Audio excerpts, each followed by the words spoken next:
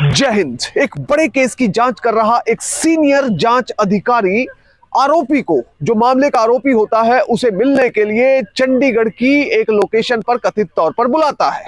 अब जब ये व्यक्ति के साथ मिल रहा होता है और उससे कथित रिश्वत के पैसे ले रहा होता है, तभी सादे कपड़ों में पुलिस के लोग वहां पर पहुंच जाते हैं। यह अधिकारी, जो सीनियर अधिकारी है, वो पुलिस के लोगों को पहचान लेता है और वहां से भागने लगता है। पर भागते भागते भी ये अपने बैग में ज्यादा से ज्यादा पैसे समेटने की कोशिश करता है और उसके बाद कार को इतनी तेजी से भगाता है, रिपोर्टेड फैक्ट्स के मुताबिक इस अधिकारी की कार कई गाड़ियों को टक्कर मारती हुई रवाना हो जाती है और ये अधिकारी हो जाता है फरार। इस पूरे केस के बारे में बात करेंगे, पर सबसे पहले आपसे अपील की आप बड़ी संख्या में हमारे वीडियोस को देख रहे हैं पर चैनल सब्सक्राइब नहीं कर रहे। अगर आप इस वीडियो को देख रहे हैं तो फौरन चैनल को सब्सक्राइब कीजिए, बेल नोटिफिकेशन ऑन कीजिए, वीडियो को ज्यादा से ज्यादा शेयर करें और इसके साथ ही अपना कमेंट देना ना भूलें। इस पूरे केस की सच्चाई जानने के लिए वीडियो को बिल्कुल आखिर तक देखें, कतई भी स्किप ना करें। पूरा मामला क्या है ये समझने के लिए आपको चलना पड़ेगा हिमाचल प्रदेश की राजधानी शिमला में। शिमला में तैनात है एक ईडी यानी एनफोर्समेंट डायरेक्टोरेट का एक सीनियर अधिकारी, रिपोर्टेड फैक्ट्स के मुताबिक, जिसका नाम है विशाल दीप। अब वहीं दूसरी तरफ दो लोगों के खिलाफ एक मामला अचानक से पनप जाता है। यह मामला होता है योजनाओं में पैसे की गड़बड़ी का। अब पैसे की गड़बड़ी छोटी मोटी नहीं थी, बल्कि वो लाखों और करोड़ों की थी। इसलिए ईडी के पास यानी एनफोर्समेंट डायरेक्टोरेट के पास कथित तौर पर रिपोर्टेड फैक्ट्स के मुताबिक ये मामला जाता है और फाइनली ये मामले के जांच अधिकारी बनते हैं असिस्टेंट डायरेक्टर विशाल दीप, जो कि शिमला में पोस्टेड होते हैं। अब बड़े पैमाने पर पैसे की जो हेराफेरी हुई थी उस मामले की जांच करते हुए ईडी के इस अधिकारी ने इन दोनों को बुलाया, समन किया और इस दौरान आरोप यह है कि ईडी के अधिकारी ने पहले आरोपी से तकरीबन 1.5 करोड़ रुपए की रिश्वत मांग ली और दूसरे अधिकारी से तकरीबन 1 करोड़ रुपए की रिश्वत मांग ली, यानी पूरे 2.5 करोड़ रुपए दो। और इसके साथ ही कथित तौर पर यह भी आश्वासन दिया कि अगर पैसे दोगे तो आपकी जान बख्श दी जाएगी, केस को किसी तरह से सुलटा दिया जाएगा। आरोप यह है कि सीनियर जांच अधिकारी ने इन दोनों लोगों से यह भी कहा कि देखो, सीधे तरीके से पैसे दे दो, पैसे नहीं दोगे हमारे पास कई तौर तरीके हैं। सबसे पहले तो गिरफ्तारी होगी और उसके बाद जो टेंशन आपको और आपके परिवार को होगी वो अलग से होगी।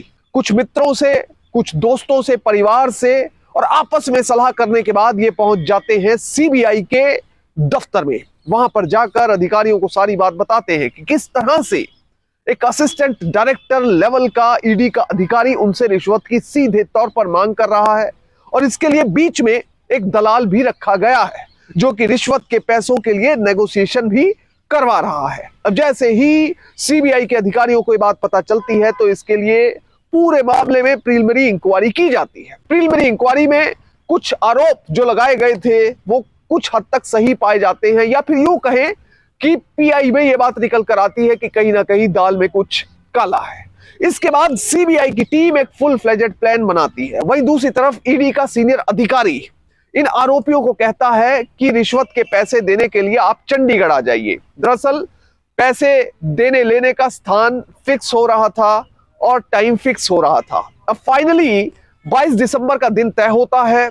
इस दिन आरोपियों को पहुंचना था चंडीगढ़ में इस सीनियर जांच अधिकारी को रिश्वत के पैसे देने के लिए। अब फाइनली जब ये लोग रिश्वत के पैसे देने के लिए चंडीगढ़ की बताई गई लोकेशन पर पहुंचते हैं, वहां पर जो रिश्वत से भरा हुआ बैग होता है, क्योंकि रिश्वत 1-2 लाख की नहीं बल्कि करोड़ों में थी, रिश्वत से भरा बैग अधिकारी के पास रखा जाता है। अब अधिकारी उस पैसे को चेक करता। अब थोड़ी देर में इस सीनियर जांच अधिकारी की नजर पड़ती है सादे कपड़ों में मौजूद आसपास कुछ लोगों पर, जिनकी हरकतें उसे ठीक नहीं लग रही थी। उसे शक हुआ कि ये लोग हो ना हो उसे पकड़ने के लिए आए हैं और ये किसी बड़ी पुलिस एजेंसी के लोग हैं। अब फौरन शक होने के बाद ये सीनियर जांच अधिकारी मौके पर करता क्या है वो बड़ी हैरानीजनक बात है। सबसे पहले रिपोर्टेड फैक्ट्स के मुताबिक ये हैरान परेशान होता है, इसके माथे पर पसीना आता है, पर फिर भी भागने से पहले जितने भी पैसे वहां पर टेबल पे पड़े थे उन्हें ये अपने बैग में समेटने की कोशिश करता है और वहां से भागने की कोशिश करता है। भागते भागते कार में पहुंचता है, कार को तेजी से आगे बढ़ाया जाता है। अब तेजी से कार को आगे बढ़ाने और बच निकलने की कवायद में होता यह है कि इस अधिकारी की कार कुछ आगे खड़ी कारों को टक्कर मार देती है, यानी कि सीधे तौर पर कार स्मैश हो जाती है कुछ और कारों के बीच।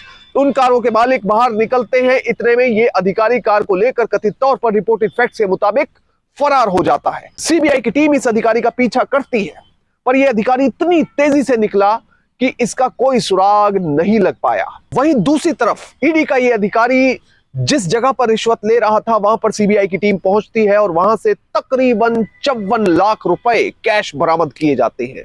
54 लाख रुपए, यानी कि यह अधिकारी रिश्वत लेकर भाग रहा था, पर 54 लाख रुपए फिर भी ये नहीं लेकर भाग सका क्योंकि वहां पर सीबीआई के अधिकारी पहुंच चुके थे। इसके बाद 22 दिसंबर से लेकर 25 दिसंबर तक सीबीआई जगह जगह पर छापेमारी करती है। इस अधिकारी के दफ्तर में शिमला में पहुंचती है, वहां पर छापा मारा जाता है, दफ्तर की चेकिंग की जाती है, डॉक्यूमेंट्स खंगाले जाते हैं। घर पर पहुंचती है, घर पर छापा पड़ता है, डॉक्यूमेंट्स खंगाले जाते हैं और घर पर कैश मिलता है रिपोर्टेड फैक्ट्स के मुताबिक 56,50,000 रुपया, जिसे देखकर जांच अधिकारियों के कान खड़े हो जाते हैं। इसके बाद इस अधिकारी की कॉल डिटेल्स भी चेक की जाती हैं और कॉल डिटेल्स में सबसे ज्यादा बात जिन जिन लोगों से की जा रही थी उन लोगों को राउंड अप किया जाता है। और सबसे पहले इस अधिकारी के एक भाई के बारे में पता चलता है जिसका नाम है विशाल दीप, जो कि एक बड़े बैंक में सीनियर मैनेजर के पद पर तैनात है दिल्ली में। आरोप यह है कि यह अधिकारी अपने भाई और एक दलाल के जरिए बड़े स्तर पर रिश्वत ले रहा था। अब सीबीआई की team prevention of corruption act की धारा 7 के तहत मामला दर्ज कर चुकी थी। अगर इस धारा की बात की जाए, इस सेक्शन की बात की जाए, तो इसके तहत कुल 7 साल तक की सजा हो सकती है और इसके साथ ही दोषी को जुर्माना भी होता है। अब इंडियन एक्सप्रेस की एक रिपोर्ट के मुताबिक जब ईडी के सीनियर अधिकारियों से संपर्क साधा गया तो उन्होंने कहा कि जीरो टॉलरेंस की पॉलिसी को अख्तियार करते हुए इस अधिकारी का ट्रांसफर कर दिया गया है। दूसरे नंबर पर अगर इस अधिकारी की कोई गलती है तो इस अधिकारी के खिलाफ डिसिप्लिनरी एक्शन लिया जाएगा, यानी अनुशासनात्मक कार्रवाई की जाएगी। और तीसरी बड़ी बात जो इस रिपोर्ट में लिखी है वो ये है कि इस अधिकारी को रिपैट्रिएट किया जाएगा। अब रिपैट्रिएशन क्या होता है ये आपको बताते हैं।